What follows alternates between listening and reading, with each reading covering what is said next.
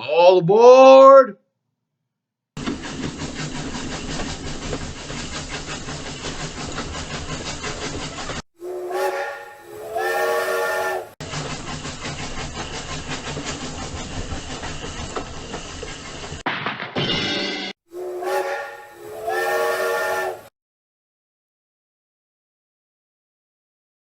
Hello there! How is everybody?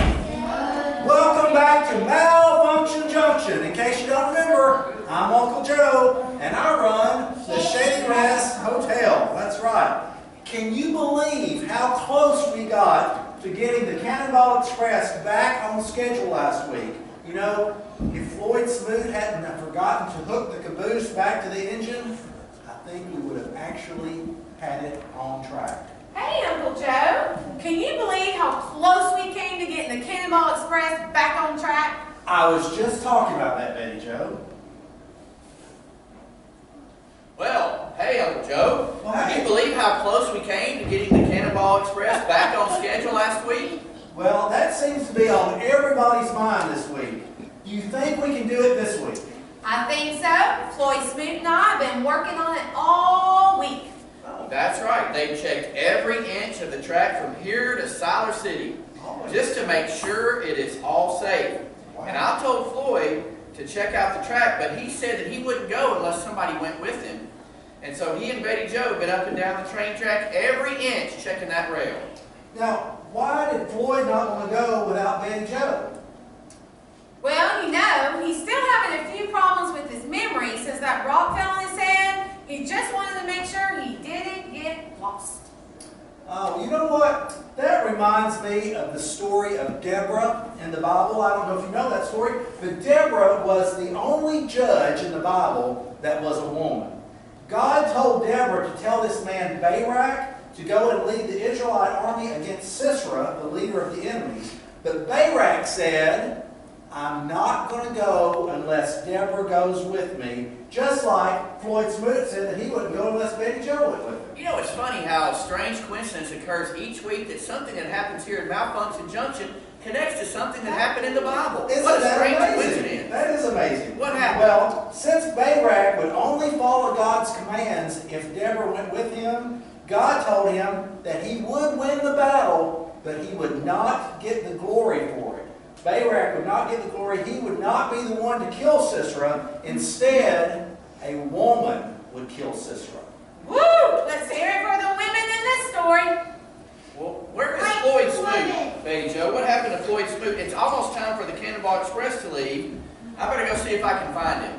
Okay, I'll be right let's back. go check on him. So Betty Jo, y'all check the track all the way from here to Siler City. So is the track okay? Was there any problems? Well, as a matter of fact, there was. Just look at this. Whoa. This is a railroad spike that's used to keep the track in place. Floyd Smoot and I found it laying on the track. That could have been a disaster. Wow. Oh, good grief. That thing is heavy. Wow. Was this supposed to be used for something on the train track? Well, yes, it's used to hold the track down. You know, it's kind of like a tent peg that holds down the tent in the ground. I don't know how it came off, but don't worry. Floyd Smoot was going to get another railroad spike and fix it. Wow. This is amazing. So Well, it's just about time to get the Cannonball Express rolling again. There he is now. Floyd Smoot, did you fix the train track and then put that spike down where it came out? Well, of course I did. It's all ready, and I have a good feeling about it this week. You know, Betty Jo was just telling me about how you found this railroad spike, and this thing is heavy, on the track. That could have been a disaster. You know, the whole train could have derailed if it had hit this. You know, it sure could. Let me see that spike there. Thank you. Yes. It's It heavy. sure could. And you know, this small little spike sure could do a lot of damage. It sure could. You know, we were just talking about how a railroad spike is like a tent peg. Anybody ever use a tent peg to hold a tent down? Well, you know how much damage that a tent peg did in the story with Deborah in the book of Judges, don't you? What do you mean? Was there a tent peg in the story of Deborah? There sure was. Remember how I told you that God told Barak that he would not get the glory for killing Sisera, And because he refused to go and fight unless Deborah went with him? Yes, you said that a woman would be the one to kill Sisera instead of Barak. That's right, and that's exactly what happened. A woman named Jael ended up killing Sisera, and she did it with a tent peg. She killed him with a tent peg? How would she do that? I think I'm going to wait and let you find out in your Sunday school classes later today. Oh, I always love a good Bible story, especially when the hero's a woman. But right now, we need to get this train moving. That's true, and I'm just going to put this railroad spike right here on the engine, and then we'll make sure everything's ready, okay? Now, Floyd Smoot, I'm not sure that's a good idea to put that railroad spike right there on the train engine.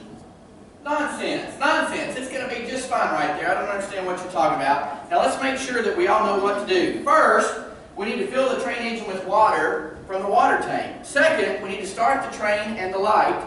And third, we need to blow the train whistle.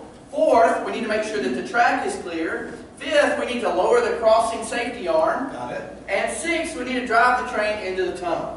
That's all correct, but I really think you should put that railroad spike somewhere else besides on the engine. Listen, don't you worry about that. I'm the engineer. It'll be just fine. All right, well, I'll lower the water spout. All right, I'll make sure the water gets in the engine.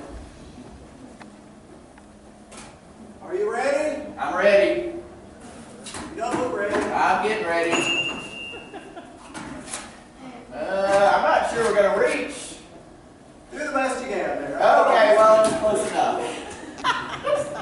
I got a little bit. This is looking somewhat good. Do y'all think this is going to work today? Yes. I think it's time to start the train. I'm going to put that railroad peg back up there. Right there. All right, so that was good. So it's time to start the train? Yeah, well, I got to get in here first.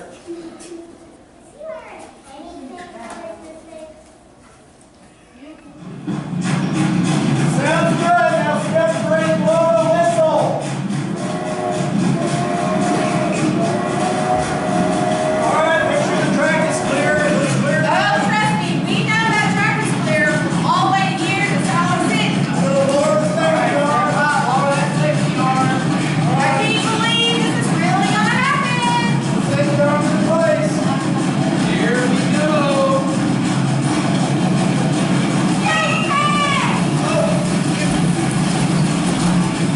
Stop the train. Stop the train. What happened? The train derailed and came off the tracks. It's completely off the train. It's off the tracks. Well, what happened? I don't understand. How did that happen? You know this spike? That's what you call it, right? What is this spike that I told you not to put on the train engine and you put it there? It fell off and it was on the track and it derailed the entire train. Boy, Smoot, I can't believe you put that railroad spike on the engine and it's Arm over here. The wheels are off. The damage looks pretty bad. We might have to get a crane in here to lift the engine and put it back on the track. It might take us all week to get it fixed. Maybe 6 days. Well, I guess now we've got plenty of time to get ready for Sunday school so that we can find out how Jael kills Sisera with a tent peg. You know, I think you're right. We're just going to have to work on this again next week. But there is one thing that I can say. Come ride the little train that is rolling down the track to the junction. Malfunction junction. It's time to make repairs. There's no time to relax in the junction. Malfunction junction. But the things break down and there's trouble all around at the junction. Malfunction junction. There's a little hotel called the Shade. Oh, we'll do that later. All right. Well, we'll try again next week. Well, since we all All aboard!